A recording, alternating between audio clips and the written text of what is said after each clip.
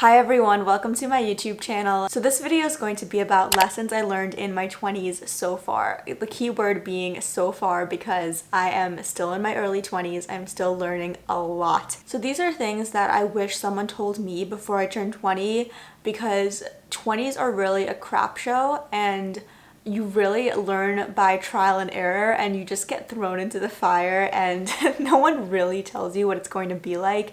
And everything valuable that I know now in my 20s about life was not taught to me. I literally learned from either getting burned and figuring it out or from YouTube and social media. I feel like is most Gen Zs and millennials parents somewhat is social media. So you're very much pressured in like a career sense, especially in the US, but there's so many things beyond that that no one teaches you about and you're just supposed to know and like figure out by yourself.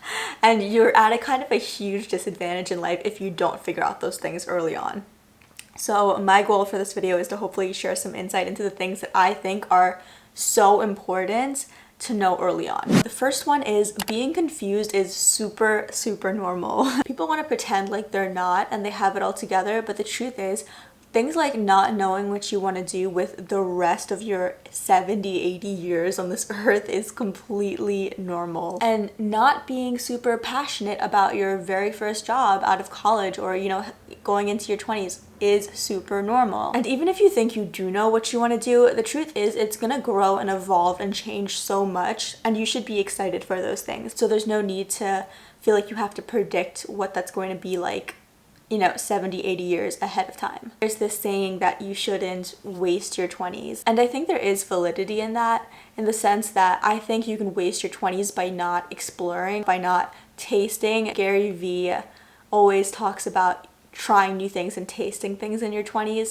Everybody's biggest problem is I don't know what my passion is or what I'm good at. I'm like, cool, so taste. Like if you don't know what your favorite food is, taste shit.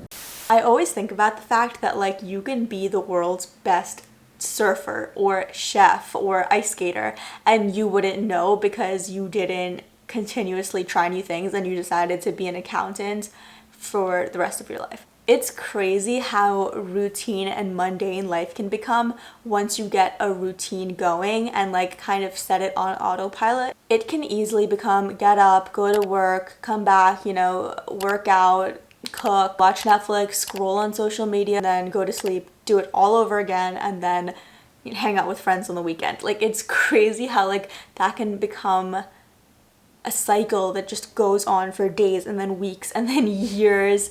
And before you know it, life can really pass you by. Like when I think about, I'm 23 now and I feel like I was just 17 yesterday. And on top of this routine, it's also like a preset track for us that like society tells us we should follow, like graduate, college, get a good job, get married, have kids, retire, and like then start figuring out your interests at like 60 years old. But I don't think a lot of people truly feel like they have no obligation to that. It's literally made up. Like we are on a floating rock in space, just booking it through the universe, and like we're supposed to do this, then this, then this, like check a box. It literally does not matter. You don't have to follow that blueprint at all. You could shave your head and become a monk. You could move to Colombia and be a surfer for the rest of your life. And whatever you think you should do, I would just say to constantly reevaluate that to make sure you're not on autopilot. Steve Jobs has this really great quote. I might just put a video of him saying it here. The minute that you understand that you can poke life and actually something will, if you push in, something will pop out the other side, that you can change it, you can mold it.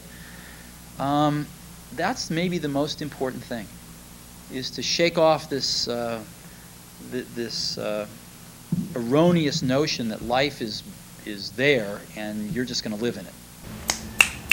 I think most people walk through life as if it's like a museum or a gallery and they're just walking through it and like looking around at everything there is, when they don't realize it's meant to be an interactive experience and you're meant to push the walls. Like the walls are made of putty and you're supposed to mold it and shape it. So the second thing is do your inner work. I didn't realize how important therapy and childhood traumas and understanding yourself impacts so much of your life. Truly taking an inner look at what drives you, what triggers you, why you love or speak the way you do. Really getting a good understanding of that and being able to navigate your brain and know all the nooks and crannies and what makes what move. I think it's like the greatest gift to give to yourself is to truly understand yourself. It's like the ultimate superpower. I think there's so much stigma around mental health and getting a therapist or doing that inner work because people might look at you like you're crazy or something and you have so many issues.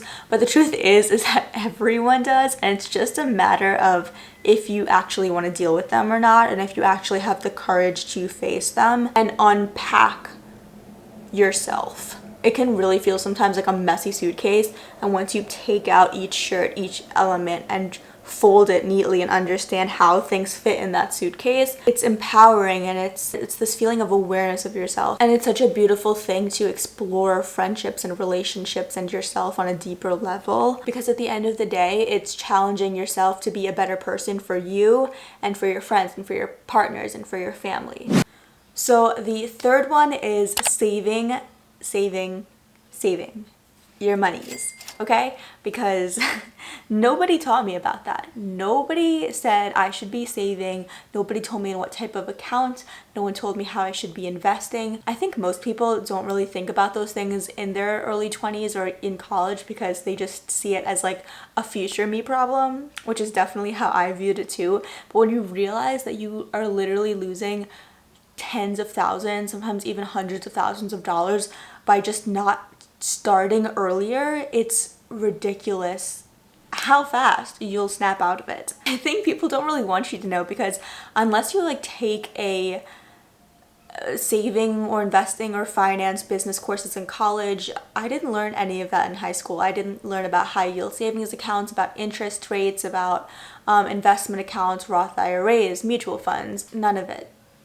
None of it. And then when I graduated and actually did, I was like, hold up, what have I been missing out on? It's like a hidden gem that like is not hidden at all really, but unless you take it upon yourself to really educate and understand it, you'll be missing out on a lot of money. I think so many people in their 20s are so focused on looking the part and, you know, having the expensive car and the luxurious apartment and not actually living below their means and putting their money where it can actually be useful, instead of putting on like this facade of being glamorous and rich when really they can't pay their rent. They're 3 months behind on their car payment, you know? People who are buying Gucci handbags but still have like $50,000 in student debt. Sorry if you feel attacked right now. Sorry if I'm calling you out. I think my point is like, don't go broke trying to look rich. It's really not worth it. The more I understood finances, I realized that people who are rich, people who are like really rich, are not